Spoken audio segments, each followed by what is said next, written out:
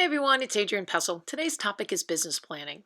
What I'd like to do is show you how you can make your business plan actually work. We all make these goals, we do our numbers, but somehow there's something that gets lost between making the plan and actually making it happen. Your business plan needs to match up with your life plan. You don't want to work really hard for a successful business but have an unhappy home life. So we need to take all the factors that are important to you in your life and work together. We're going to go ahead and talk about that in a little bit. I want to go over 3 different ways we get things accomplished. First way is using motivation. That's when we go to an outside source and they pump us up and we get all excited about doing whatever the task it is and getting it done. But remember, that's temporary. It's an outside influence, so it kind of limits your control. The other way is willpower. That's when we dig down deep and we get something done because the consequences of not doing it are a little too big. But remember, willpower has a limited resource. If you're feeling sick, there's only so much you can do. So that's willpower.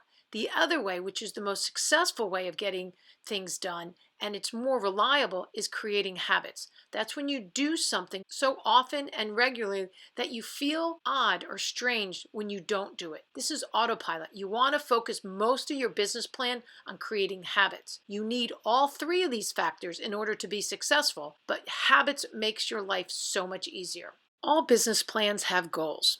I like to use SMART goals. And so SMART goals have 5 different sections to them. So the first thing we want to do is have a specific goals. And that means it needs to be in detail. It's not about I just want to be happy or I just want to be rich or I just want to be skinny. They need to be measurable. You need to have exactly what you want to have. I want to lose 10 pounds. I want to make $100,000 a year. An exact number that you can actually see improvement. Okay, the other part of SMART goals is it achievable? And I think it's really great to shoot for the sky, but you still have to be within reason. I'm not going to make $1 million in starting my first new business. Some people they might get lucky, but the reality is you're going to have to take steps. So is it achievable? Fourthly, we want to talk about, is it relevant to you? Because we can make these goals, but are these goals really your internal goals or are they somebody else's? Does it make sense to you? And the last part about goals is they have to be time bound. If you just say, someday I'll do this, someday I'll do that, I have to tell you, it's not going to happen. The foundation that's behind any successful goal or any successful business plan is the why.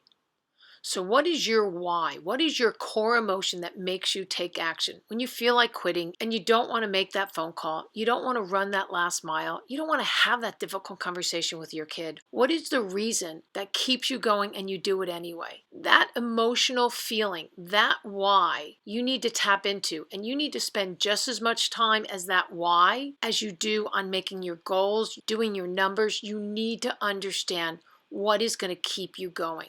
Because the true meaning of success are people that when things get stopped, when things don't go your own way, how long do you stay stopped? Knowing your why keeps you moving ahead. Once we have our why, we need to make sure that our heart and our head are working with us, not against us. We need to be aware of what our self-talk is. What are the conversations that you have when no one else is around? What are your beliefs? What are the stories that you tell yourself?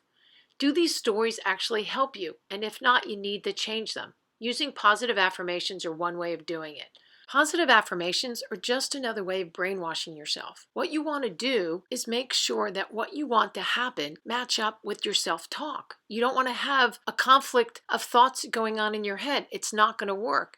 Your brain is going to go in the direction that it hears and it sees more often. Affirmations, which are, I am debt-free, I own a beach house, I'm resilient, I eat healthfully.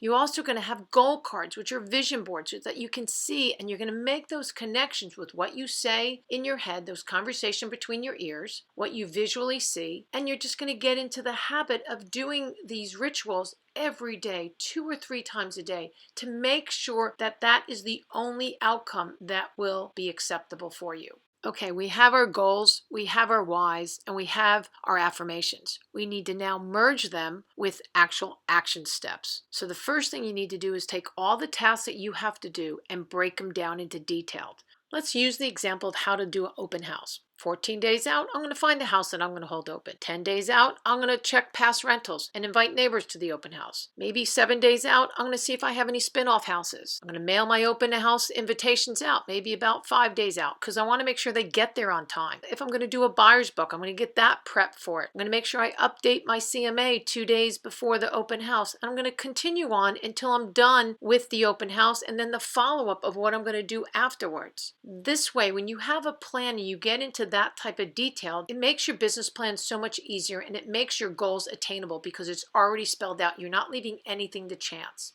You finish all your task lists. The best thing to do is to stay accountable. Now, who's going to do that with you? Obviously, you're going to be accountable to yourself, but it's great to bring other people, your friends, your family, coworkers, to hold you accountable. Share your goal cards. Talk to them about what you want. Tell them what your plans are. Have weekly huddles so you can talk about it. That's the way you're going to have a successful business and life plan. So let's do a recap. So the first thing you want to do is make sure that you have your goals and your whys. Then you're going to make sure your internal dialogues are working with you, not against you. You're going to need to know your numbers, expenses, and how much it's going to cost for you to run the business you want. You're going to have your daily, weekly, monthly, and annual schedule. You're going to create your detailed task list. You got to make sure you have your marketing set up in place, your mail call C, and then lastly, which we just talked about, accountability. Set up weekly, monthly, or minimally quarterly accountability sessions. I hope you found this overview helpful. Please be happy, be healthy, and stay safe. Please subscribe to my channel and look forward to hearing from you in your comments below. Happy New Year.